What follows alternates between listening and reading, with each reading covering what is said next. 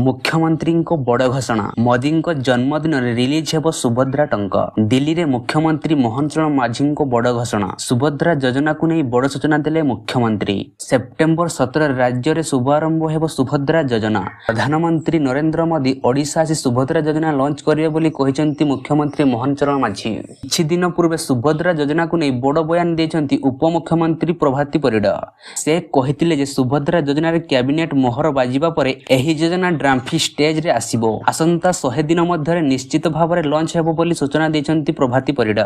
से आहुरी कहिथिले जे महिला और शिशु विभाग संपूर्ण भावे एही सिम्स को महिला मानक पाखरे पहुंचाइबा पई प्रस्तुत रहिछि। आउ एही सुभद्रा योजना पई जेउ बजेट रे आवश्यकता रहिछि जे से नै केंद्र सरकार को अवगत करा जायछि बोली प्रभाती परिडा गणमाध्यम रे सूचना देथिले। सेहीपरि सुभद्रा योजना को नै प्रतिक्रिया करुथिले आईन मंत्री पृथ्वीराज हरिचंदन। से कहिथिले जहा निर्वाचन रे कुहा जायछि ताकू ग्राउंड रे करि देखाइबे सरकार। एबे सुभद्रा योजना रो मॉडलिटी तैयारी करि चलिछि।